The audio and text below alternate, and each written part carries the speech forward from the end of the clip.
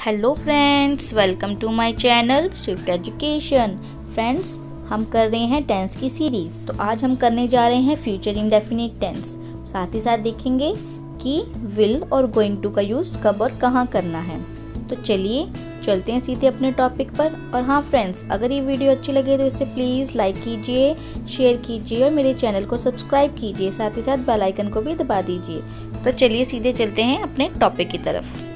Future indefinite tense, any action और event which will happen in the future. मतलब कोई भी एक्शन और इवेंट, कोई भी कार्य जो इन फ्यूचर होगा, मतलब ना तो वो पास्ट में था और ना इन प्रेजेंट है, इन फ्यूचर होगा, तब हम फ्यूचर इंडेफिनिट टेंस का यूज़ करते हैं। ठीक है, कोई भी कार्य जो भविष्य में होगा, वही बात जो मैंने अभी समझाई कि कोई भी हमारा काम है वो इन फ्यूचर होगा, तो अब हम फ्यूचर इंडेफिनिट टेंस का यूज़ करते हैं। जैसे कि हम कल दिल्ली जाएंगे, ठीक है, तो ये इन फ्यूचर होगा कि हम कल दिल्ली जाएंगे, तो ये फ्यूचर इंडेफिनिट टेंस में आता है। तो चलिए इसको और डिटेल में कर लेते हैं। तो फ्रेंड्स, जैसे कि हमें एक टेबल शो हो रहा है, उसमें फ्यूचर टेंस को 2 पार्ट्स में डिवाइड किया हुआ है, इनफॉर्मल और फॉर्मल। इनफॉर्मल में आता है हमारे पास प्लान्ड और अनप्लान्ड। अगर कोई एक्शन हमारा प्लान्ड होगा तो उसके लिए हम गोइंग टू का यूज़ करेंगे, और अगर कोई एक्शन हमारा अनप्लान्ड होगा तो उसके लिए विल का यूज़ करेंगे। और दूसरी तरफ है फॉर्मल। तो फॉर्मल के लिए हमेशा विल का ही यूज़ किया जाता है। ठीक है फ्रेंड्स, तो जैसे ये सेंटेंस गिवन है, I am going to get some coffee. मतलब मान लो आप अपने कॉलेज में हो या ऑफिस में हो, आपको कैंटीन जाना और आप बोल रहे हो I am going to get some coffee. ठीक है, मतलब आपसे कोई पूछ रहा है, आपका फ्रेंड पूछ रहा है कि आप कहाँ जा रहे हो, तो आप बोलोगे I am going to get some coffee. ठीक है, मैं कॉफ़ी लेने जा रहा हूँ। तो ये एक प्लानिंग है पहले से कि आप कॉफ़ी लेने जाओगे। ठीक है, तो यहाँ पे हमने इसलिए गोइंग टू का यूज़ किया है। ठीक है फ्रेंड्स, तो दूसरा हमारे पास आ जाता है okay I will get same too. तो आप उसे रिप्लाई करोगे कि ओके मैं भी फिर लेने जाऊँगा कॉफ़ी। ठीक है ना, तो आपका ये प्लान एक्शन नहीं था, आपका फ्रेंड लेने जाए तो ये सोच के फिर आपने भी सोचा चलो मैं भी कॉफ़ी ले आता हूँ, इसलिए हमने यहाँ पे विल का यूज़ किया है। ये प्लानिंग नहीं थी, इसलिए विल का यूज़ किया है। तो ये भी इनफॉर्मल ही, क्योंकि हम फ्रेंड से बात कर रहे हैं अपने। ठीक है, तो चलिए अब देख लेते हैं दूसरा सेंटेंस।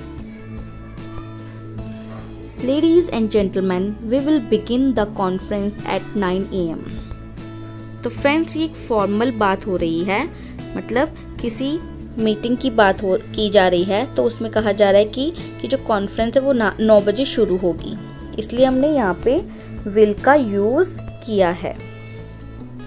ठीक है फ्रेंड्स, तो यही डिफरेंस है फ्यूचर टेंस में 2 पार्ट्स में जो हमने डिवाइड किया इसको, कि इनफॉर्मल और फॉर्मल। इनफॉर्मल होता है कि हम किसी फ्रेंड से बात कर रहे हैं, फ्रेंडली बात कर रहे हैं, तो उसमें प्लान्ड एक्शन भी होता है और अनप्लान्ड भी होता है। अगर कोई एक्शन हमारा प्लान्ड है कि हमने प्लानिंग की, ये हमने करना है इन फ्यूचर, तो उसके लिए हमेशा गोइंग टू का यूज़ करते हैं। और अगर हमारा एक्शन अनप्लान्ड है, मतलब हमें पता ही नहीं, बस हाँ इन फ्यूचर हम करेंगे, अभी हमारी कोई प्लानिंग नहीं है, तो उसके लिए हम विल का यूज़ करेंगे। ठीक है, और फॉर्मल में जो भी हम ऑफिशियली कोई बात कर रहे हैं उसके लिए हमेशा विल का ही यूज़ किया जाता है। आई होप फ्रेंड्स आपको ये समझ आ गया है अच्छे से। तो फ्रेंड्स, अब देख लेते हैं, एक टेबल आपको शो हो रहा है, उसमें कुछ पॉइंट्स दिए गए हैं, तो इनसे हमें समझ जाएगा कि हमें फ्यूचर इंडेफिनिट टेंस कब और कहाँ यूज़ करना है, और कब कहाँ गोइंग टू यूज़ करनी है और कहाँ विल का यूज़ करना है। ठीक है, तो चलिए देख लेते हैं इसे भी। तो पहले है हमारे पास प्लान्ड। ठीक है फ्रेंड्स, अगर कोई भी एक्शन प्लान्ड है कि हमने प्लानिंग की हुई है, तो उसके लिए हम गोइंग टू का यूज़ करते हैं। जैसे सेंटेंस है I am going to call Radha at 5, कि मैं 5 बजे राधा को बुलाने जा रहा हूँ। मतलब जब 5 बजेंगे इन फ्यूचर में, तो वो राधा को 5 बजे बुलाएगा। तो I am going to call Radha, ये प्लानिंग है कि हाँ 5 बजे हम बुलाएंगे राधा को। ठीक है, बट अगर कोई दूसरा एक्शन है अनप्लान, जिसकी कोई प्लानिंग नहीं है, जैसे आपको किसी ने बोल दिया कि आप फ़ोन करो, उस पर्सन को फ़ोन करना है, तो आप बोलोगे okay I will call him right now. आप बोलोगे ओके मैं अभी उसे फ़ोन करूँगा। ठीक है, तो ये एक अनप्लान्ड एक्शन है, तो यहाँ पे हमने विल का यूज़ किया है। ऐसे ही फ्रेंड्स, अगर कोई हमारी बात या कोई हमारा सेंटेंस सर्टन हो, निश्चित हो, कोई वाक्य, सर्टन मीन्स निश्चित हो कि हाँ ये होना ही होना है, तो हम लिखेंगे we are going to movie tomorrow, कि हाँ हम कल मूवी जाएंगे।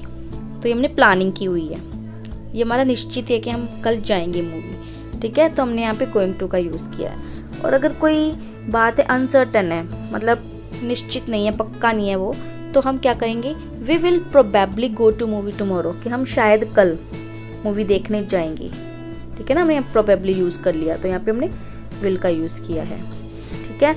ऐसे ही अगर कोई डिसीजन है, कोई बात हमने ऑलरेडी डिसाइड की हुई है, जैसे we are going to celebrate his birthday, हमने पहले डिसाइड किया कि हम उसका बर्थडे मनाने जा रहे हैं, ठीक है। तो यहाँ पे गोइंग टू का यूज़ किया है।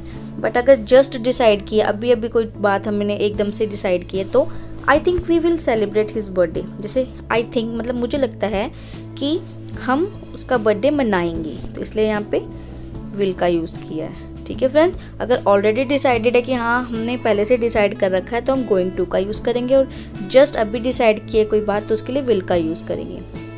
और प्रेडिक्शन, तो प्रेडिक्शन में फ्रेंड्स हम गोइंग टू का भी यूज़ कर सकते हैं और विल का भी यूज़ कर सकते हैं, जैसे it's going to rain tomorrow और इट विल रेन टुमारो, ठीक है फ्रेंड्स। तो प्रेडिक्शन के लिए हम दोनों का ही यूज़ कर सकते हैं।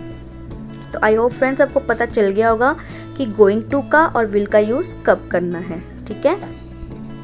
अब देख लेते हैं फ्यूचर इंडेफिनिट टेंस की पहचान क्या होती है। पहचान में वाक्य के अंत में गा, गे, गी का प्रयोग होता है, ठीक है। किसी भी वाक्य के अंत में अगर गा होगा, गे, गी होगा, तो वो हमारा फ्यूचर इंडेफिनिट टेंस होता है। हेल्पिंग वर्ब फ्रेंड्स, इसमें विल और शैल का यूज़ किया जाता है, और आई और वी के साथ मोस्टली हम विल या शैल दोनों कुछ भी यूज़ कर सकते हैं, और बाकी सब्जेक्ट्स के साथ विल का ही यूज़ किया जाता है, ठीक है। आगे चलते हैं, अब देख लेते हैं कुछ सेंटेंसेस। पहला है हमारे पास अफर्मेटिव सेंटेंस, सकारात्मक वाक्य, पॉजिटिव सेंटेंस। इसका रूल है सब्जेक्ट प्लस विल या शैल प्लस वर्ब की फर्स्ट फॉर्म प्लस ऑब्जेक्ट। तो एग्जाम्पल है हमारे पास, गरिमा स्कूल जाएगी, ठीक है। गरिमा स्कूल जाएगी, गरिमा विल गो टू स्कूल, ठीक है, विल का यूज़ किया हमने। अगला है वे अपना नाश्ता करेंगे, they will take their breakfast, ठीक है फ्रेंड्स। ये तो बहुत इजी और बहुत ही सिंपल है, और आई होप आपको समझ आ भी गया होगा। अब देख लेते हैं कोई नेगेटिव सेंटेंस। इसका रूल है सब्जेक्ट प्लस विल या शैल। अब विल और शैल के बाद इसमें नॉट का यूज़ करना है, फिर वर्ब की फर्स्ट फॉर्म, फिर ऑब्जेक्ट। अब एग्जाम्पल देख लेते हैं, वे मेरे घर नहीं आएंगे, तो दे विल के बाद not come to my home. हम फुटबॉल नहीं खेलेंगे, we shall not play football, ठीक है फ्रेंड्स। आई होप आपको समझ आ गया है ये। अब करते हैं इंटेरोगेटिव सेंटेंस। इसका रूल है, इसमें क्या करना है, हमने विल और शैल को पहले लिखना है, उसके बाद सब्जेक्ट, फिर नॉट, फिर वर्ब की फर्स्ट फॉर्म, फिर ऑब्जेक्ट।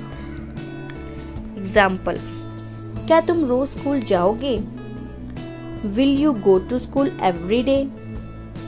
दूसरी एग्जाम्पल है, क्या वे किताब नहीं लिखेंगे, will they not write a book, ठीक है फ्रेंड्स ये बहुत ही इजी है, इसको समझना भी बहुत ही आसान है। तो आई होप आपको क्लियर हो गया होगा। अब देख लेते हैं डबल इंटेरोगेटिव।